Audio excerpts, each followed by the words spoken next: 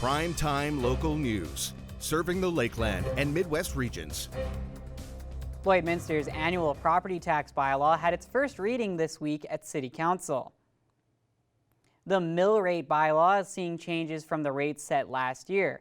This year, property tax is going up, mainly due to infrastructure cost in the city. One of the first things that was discussed throughout the day in a couple different areas is the 1% infrastructure levy that you'll see on your tax notice. That 1% will be generate about $458,000 to the city that will go into a reserve, infrastructure reserve. One of the challenges you can see is our infrastructure is not getting any newer and any younger. More changes are being seen surrounding the education levies. We also heard that the education levy has decreased slightly from the province on residential and increased on non-residential. So we've seen some fluctuations there. So at the end of the day, you're looking at about a 2.4% increase on taxes if you had no assessment change at all. If you renovated your home, you finished your basement, built a garage, your assessment will go up. That will be reflected in your taxes. The mill rate bylaw will return to council for a final reading on May 27th, and property tax notices are expected to be mailed on June 7th. Furniture set and design supplied by Furniture Gallery, downtown Lloydminster. Abby St. John is back at Border Paws Animal Shelter for our weekly edition of Pet Project.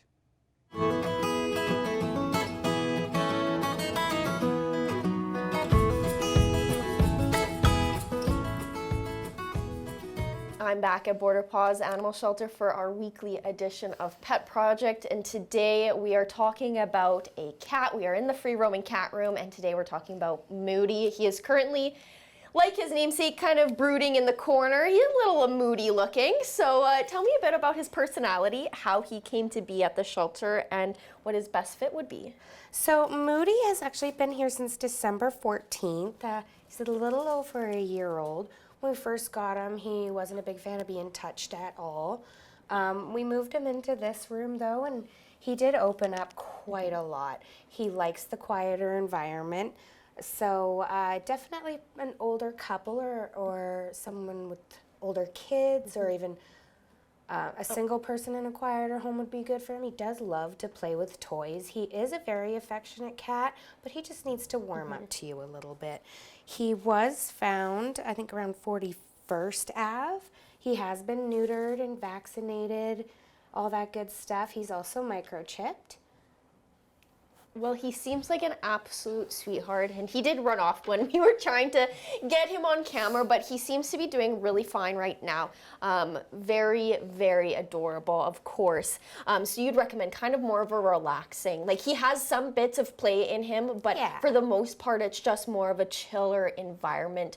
Chill, relaxed. So if other families have, let's say, other dogs or other cats, do you think he'd be okay in those environments? If they were like a calm, not rambunctious dog, I feel like he would get along with them pretty well. He obviously does get along well with other cats. We put him in here and he instantly just like, yes, friends.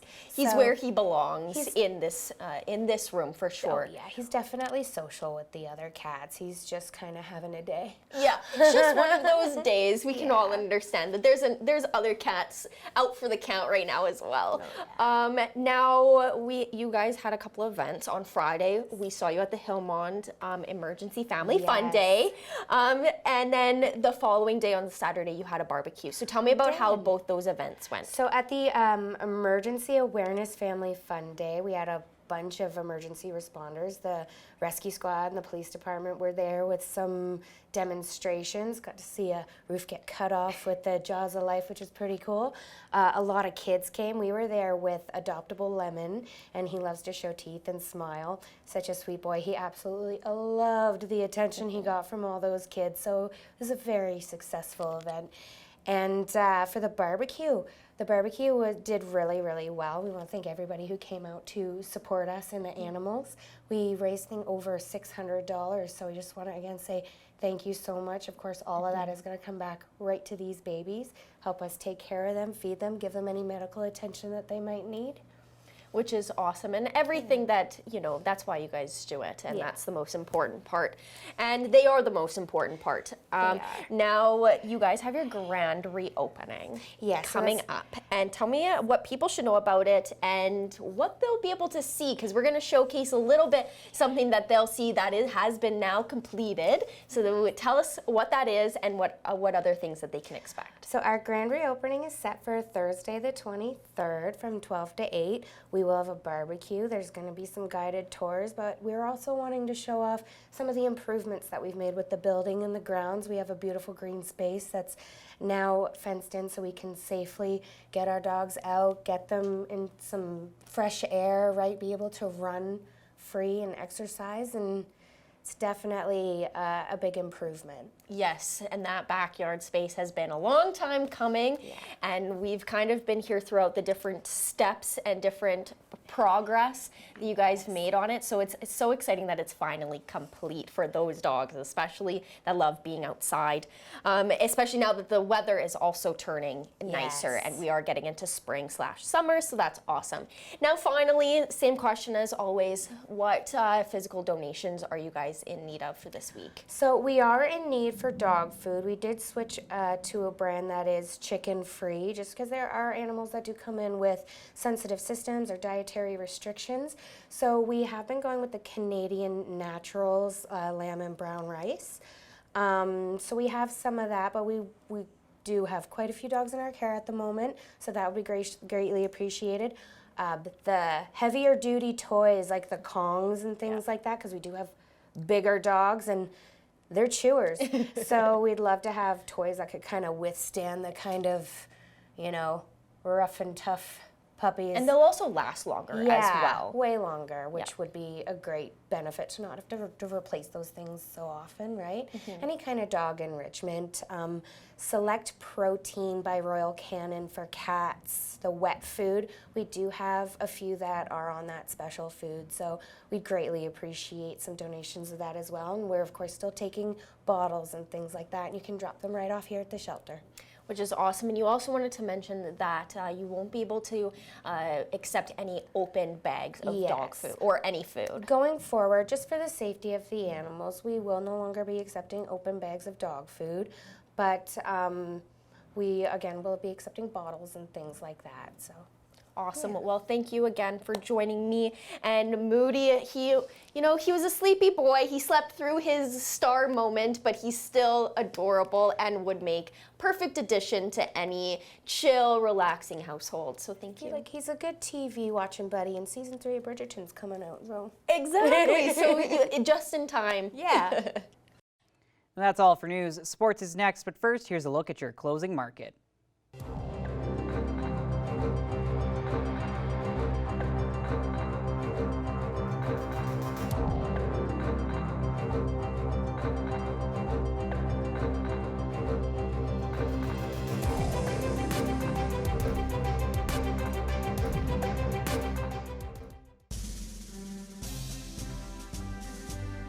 Today's oil prices are brought to you by First General Services.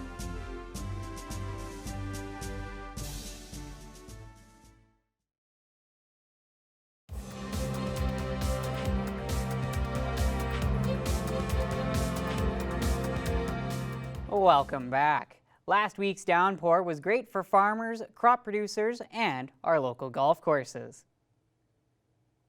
The Lloydminster Golf and Curling Club has seen its fairways and trees become a lot more green and has been a very popular spot for families and golfers of all skill sets.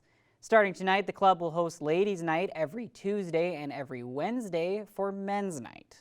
It's a chance to play around with your friends, meet new golfers, and enjoy a meal at their new restaurant. And now that spring is upon us, crop producers across Saskatchewan are heading out to the fields to start seeding.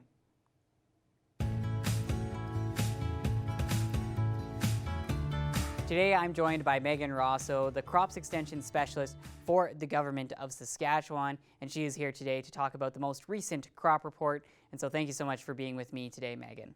Thanks for having me. And so you guys have reported that seeding has begun across the province. Which sections of Saskatchewan so far have really gotten ahead and been starting seeding versus the ones that are a little bit behind? Yeah, so the province is moving along. We've had some rain delays, but that's been much welcome throughout the majority of the province, as moisture conditions were a little towards the drier at the beginning of seeding. So currently we are at 12% of the at the provincial seeding level right now. The southwest part of the province is moving into that 23% completion. The southeast is reported at about 16%. The northwest and west centrals are at 8% and 5% respectively. And then as we move into the east central and northeast regions, they're a little bit further behind, and they're reporting at about 4% and 3% respectively. And Megan, you did mention that rain delays did slow down a good portion of the province from starting seeding. But how important was that rain to helping with the soil and the crops in general for the upcoming growing season? Yeah, it's definitely helped improve the topsoil moisture conditions, which will be a great start at the beginning of the season to get crops germinating. We're still going to require some moisture as we move throughout the growing season, but it's definitely a good start for getting crops growing. And so with the delays, Megan, you mentioned that we are behind the 5-year average for seeding so far. Is there any major worries, or with some good sun that we will be able to get back to the average here coming up over the next few weeks? I definitely think, yeah, with some warmer conditions and the sun coming out, it's definitely gonna allow for some time for producers to move closer to where they have been in the past 5 years. Soil conditions will potentially be a little warmer as well once they get the seed in the ground, so that helps with the crops growing quicker and germinating quicker within the soil, so they can get out of the ground quicker, versus sitting in some cold soils and taking a little bit longer to develop and emerge from the ground. And now let's talk about Lloyd and the Northwest region as a whole. How are we looking so far for the start of seeding as well as the upcoming growing season? Yeah, so the Northwest region is reporting about 8% complete seeding. I've gotten some reports of some pulses and spring wheat going in. So I definitely think, yeah, there's been a little bit moisture up there, not quite as much as other areas in the province. So I think guys are starting to get back into the field seeding. And I think, yeah, they'll be able to roll right through. And I anticipate that percentage seeded will increase quite a bit over the next week with some good seeding conditions. And for our livestock producers, Megan, how are the hay crops as well as the pasture crops looking so far to start the growing season here in Saskatchewan? So our crop reporters for the week have reported on what the topsoil moisture conditions are like in hay land as well as pasture. So, hay land is reported at about 61% adequate and 35% short. Pasture is rated about 59% adequate for topsoil moisture and 36% short. So it's definitely, potentially a little bit of looking to the future to get some moisture over the coming weeks to help improve those conditions. But they've definitely improved from where they were previously sitting earlier in the season here. Finally, Megan, if anyone would like to contribute to the crop report, where can they go to get more information and possibly help out? I think I would just like to point out that we have more than 200 crop reporters contribute to the information every week, and we're still actively seeking additional volunteers. So if you'd like more information or you'd like to volunteer to become a crop reporter, definitely reach out to the Ag Knowledge Center here in Moose Jaw, and we'd be happy to chat more about it with you. Thank you so much for all the information, Megan, and we definitely look forward to talking to you again about the next crop report. Thanks for having me.